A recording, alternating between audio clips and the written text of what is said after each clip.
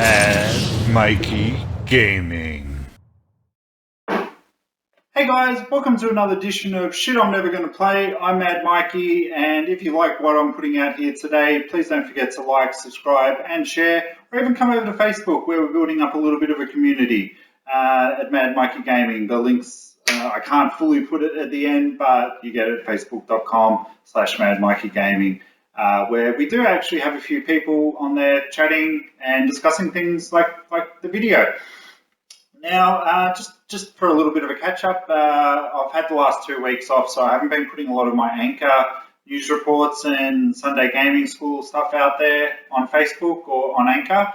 If you don't know what Anchor is, it's actually it's an iOS app at the moment. They are looking at bringing it out onto Android, but you actually record your voice for 2 minutes, and then you can have 1-minute replies after that. So it's a really good thing that I've actually been doing to be able to sort of train myself for these videos. So if you do have an iOS, check it out and follow us on there. But I do sort of put them on the Facebook pages as well. And but with this week, with E3, I've just been sort of last week, I've just been concentrating on my games, and my mum has been in hospital, so I've sort of been in and out visiting her. But as I said last week, one of my old Jedi Knight friends came over. And what we did was we reminisced on the good old Jedi Knight 2, but with a bit of the shtick on the Xbox, which we both very not accustomed to playing the game on, and it was very comedical. We were terrible playing that. I don't think we actually got past the first level, but we were just sort of taking it in turns, trying to get past these levels, and it was really hard. So we really just want to keep playing the game until we get a lightsaber, so we can slice and dice some shit up. Next up, me and the wifey, we were watching the WWE pay-per-view, Money in the Bank this week, which then prompted me to think, well, I've got that with 2K16. I'm not in the mood for like your big games, because I did originally sort of plan to play The Witcher or some Final Fantasy online, and just really wasn't grabbing me. So I thought, okay, let's have some short bursts of fun. But awesomely enough, I finally won some gold. I won the NXT title. Yeah! So I defeated Finn Balor. Finally, I had a very long-standing feud with him. It was getting really annoying at some stages, though, because I was just fighting the same people over and over again. But I'm now on the Smackdown roster, where I'm actually challenging for the US title. So I'm currently ranked 10th because I've only just started there. But I'm coming for you, Cena. You won't be able to see this in your face. But yeah, and then last night till about 3 o'clock, I was playing Legend of Zelda Twilight Princess HD remake on the Wii U. Another friend who's actually coming over tonight because my buddy, the Jedi Knight buddy, because we didn't get the banner finished for the YouTube page, he's coming back tonight. So I'm really glad because I haven't seen him for quite a while. But another friend, he's a real big Nintendo freak. He's got everything. He posted me these pictures of all his Nintendos and games in his garage at his bloody rental property, and he's like, "Oh, what do you think of these?" And I'm like, "How much?" He goes, "No, I'm not going to sell them." I'm like, "Don't show me if you're not going to sell them." But he's not back to probably the story. He's not the biggest Twilight Princess fan, and I can see why. Like the first sort of hour or so is really bad and poor, but I listened to the IGN podcast, NVC, Nintendo Voice Chat, and they said that it's actually got some of the best dungeons in the Zelda series. So I'm sort of putting through, and I just finished the first dungeon, and I'm really enjoying it. That and Wind Waker on the GameCube have been really amazing. And then this afternoon I decided, look, it's probably time to put in some Shenmue time. So just have to finally hit disc 3 on that now. So there's 4 discs for Shenmue. Looking for a job on the docks. Apparently it's really hard for a high schooler to do. Said no one ever in Australia, just freaking give them the shit kicker job. But it's actually quite funny. So I'm at the point where I couldn't find anybody that's giving me a job, so I'm going to go home and then I'm going to go back. Shenmue was an awesome game, but we'll sort of touch on that a bit later on. And without sort of further ado, we'll get into what I'm probably not going to play, but my haul for the week. Now, I don't normally buy PC games, but this one you can't actually buy digitally. It's the movies. It was actually brought to you by Peter Molyneux and Lionhead, the guy who brought you Black and White 1 and 2, and the Fable series. Now, this is actually an awesome game. I really love it. If you like your Sims, Tropico, things like that, and you like movies, this game is awesome. Basically, you start in the 1900s, where you get you're a new movie studio, and you start hiring actors, actresses, film crew, directors, building lots and whatnot to make your movies. So you sort of start off making your mime movies where there's nothing in it. It's just obviously the slapstick comedy. Then you sort of start making your bad sci-fi movies, your spaghetti westerns, and then you sort of your action blockbusters and whatnot. I think the blockbuster ones are in the add-on pack, which actually wasn't part of this, but for $2.25 from the local salvos, I was pretty happy to get a really good box copy. The discs are still schmick, so that was really good. I played a lot of hours on this game. I really enjoyed it. So, as I said, you can't get it digitally. I do have burnt copies, but just to have a box copy of a game that I actually really enjoy, I'm really wrapped with. Next up was my second ever SNES game, Super Nintendo, Captain America and the Avengers. Now, this game, which you obviously can't see, it's a bit far away at the moment.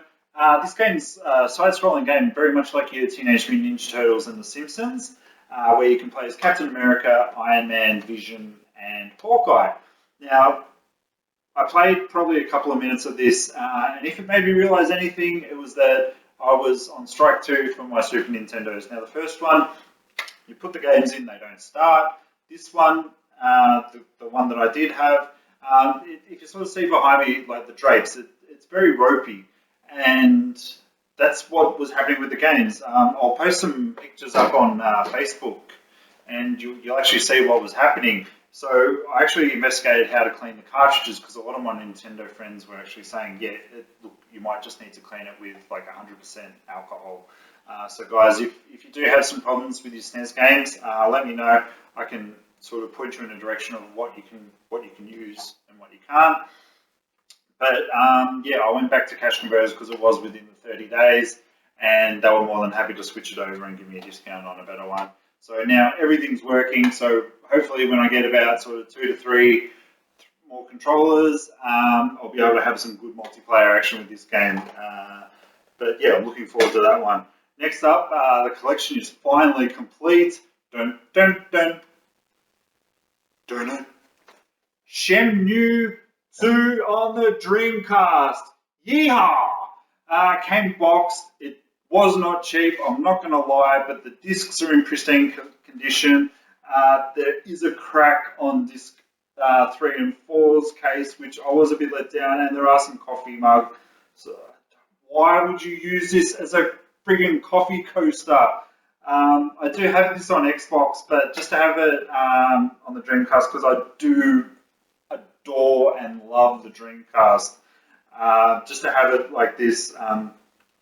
It was considerably cheap compared to what everyone else is selling it for online.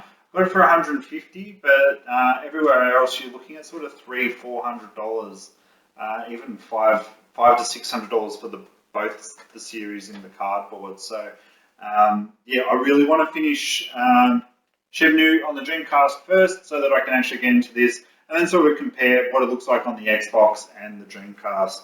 But I was wrapped with that one. Next up in the series, PlayStation 2 games that I got this week. First one I got was Resident Evil Outbreak. Now, as I've said in previous videos, never really got into the PlayStation 2, but I'm a huge Resident Evil fan. I've sort of been tentatively staying away from these games because I thought that they were actually all online only, but read up that these ones actually you can play offline, which is the case for a lot of your PlayStation 2 games. Because the whole sort of thing was that you'd actually play in like an MMO type of world, and once you got bit enough, you'd actually turn into a zombie and play as a zombie during the game. So that was a really cool idea for the game. It says, as an outbreak of a secret biological weapon and has infected Raccoon City. So it is sort of set in your Raccoon City area before it does get blown up. I am waiting on file number 2, funnily enough. What the guy sent it on Tuesday, but it still hasn't left the state. So Thank you, Australia Post. I hope you fucking see this. Next up, I got Tomb Raider: Angel of Death.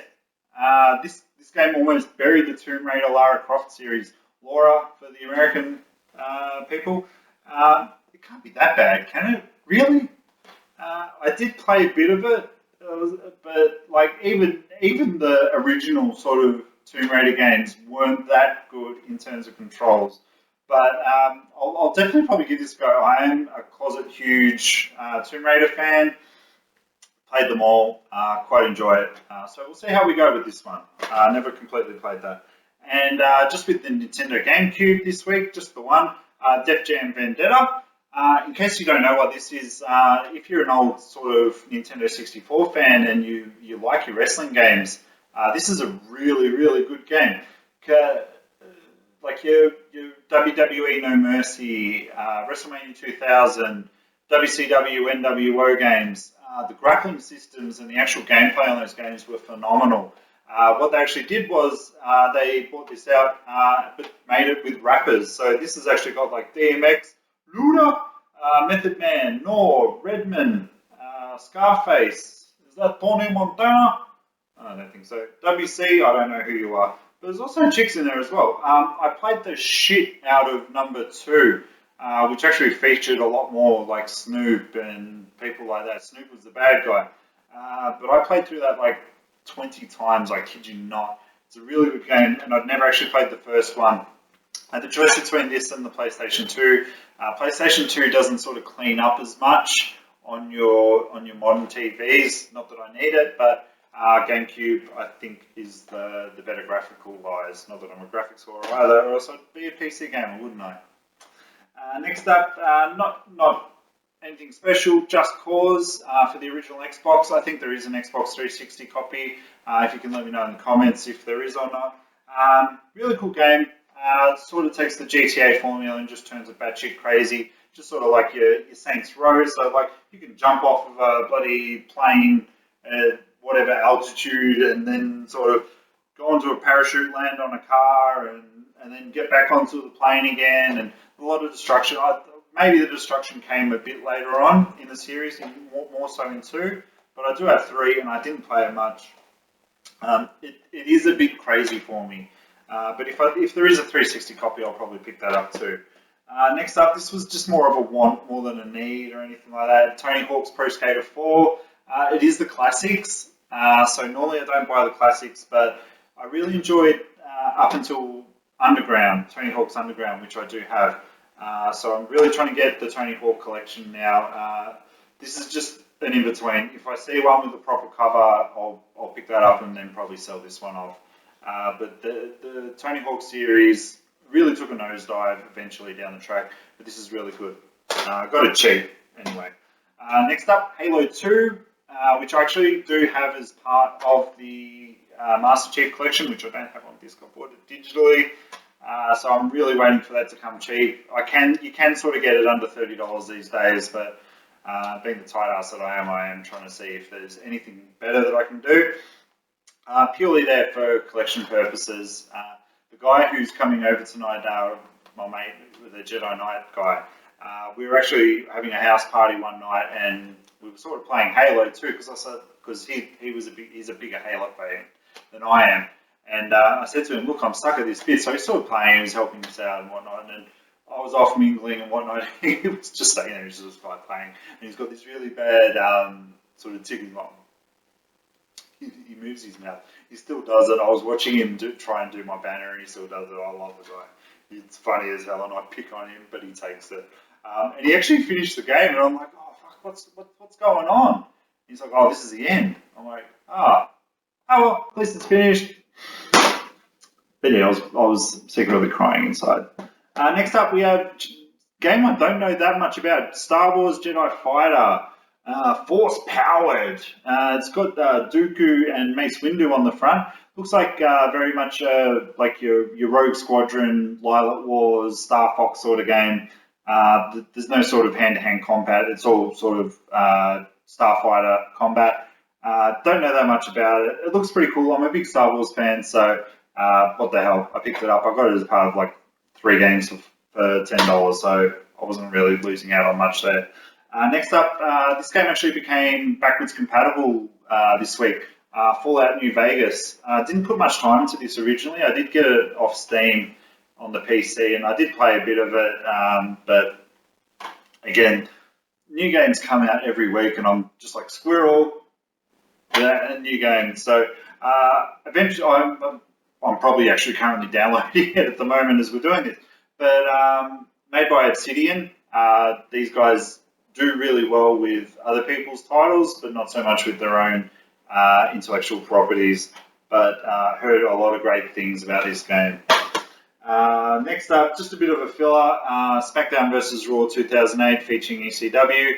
I'm probably just more sentimental about it. I've been a wrestling fan since I was in primary school. So just getting these, just for the fact that some of these wrestlers will never ever appear in this game ever again. So what the hell, may as well get it. Like Bobby Lashley's on the front. When's the last time you saw Bobby Lashley? Seriously. Next up, we've got Vanquish, which was made by Platinum Games, the guys who bought you Vendetta and whatnot. Just a batshit sort of crazy game where you wear a mech suit, and I think it's got a really way out there story. Don't know that much about it, but again, it was a cheap. I got it on the cheap, so that was pretty cool. Next up, a franchise that I'm actually very passionate about. I only ever really played the newer ones, so I am trying to get into the older ones, but this is Final Fantasy 13-2. Now, the only Final Fantasy game that I've ever finished was actually 13, which, yes, it's got a lot of flaws. I did enjoy the combat system and whatnot, but this one actually made it a lot better. It's got a lot of time travel, alternate universes, so sort of like your Back to the Future elements to it, as well as good story, good characters, beautiful animations, and I actually was talking to a friend when it first came out, and I was like, well, this is just so much of a departure or an improvement on from the last one, because like within the first 5 minutes you had side missions, which you had to play like 30-40 hours of 13 to actually get it, and it all sort of builds up to the story arc that the world is going to end, which is culminated in Lightning Returns. Which I still haven't finished either. So I probably want to finish this one, then get back into the Lightning Returns. But just to note, I do have them all on PlayStation 3 because they actually do look a lot better on PlayStation 3. And the last one is actually my deal of the week. I got this from EB Games. It's a Wii game. Don't hold it against it because it is actually a really good game. I got it for $2. It was half price. So that meant that it was $4. Mad world. As I said, by Platinum Games, it's a really sort of grindhousey kind of game, very much like your Manhunt games. It's all in black and white, which is really cool, with the blood effects being red. Now, I did play this very minimally back when I did first ever get a Nintendo Wii U, because I did get it chipped, so I was just sort of playing and trying games. But this is, look, for $2, you can't say no, and if you do sort of still have a Wii or even a Wii U, because they are all backwards compatible, try this out. I'm just not a huge fan of the nunchuck and the Wiimote. That's it for this week. Give us some feedback. I mean, do you like this setup? Eventually, once my gaming room's all set up, this is probably how it's going to be. But look, guys, thank you so much. All of your support that you guys give is very much appreciated. I love the comments that you guys are giving, mostly on Facebook. But Louis, thanks, man. You give me my YouTube ones. I've probably gone a bit over than what I expected, but hey, guys, if you enjoy it again, just please like, subscribe, and share it with your friends. Till next week, hope you have. Let me know what you're actually playing, or if you've got any thoughts or stories on the games that I've mentioned this week.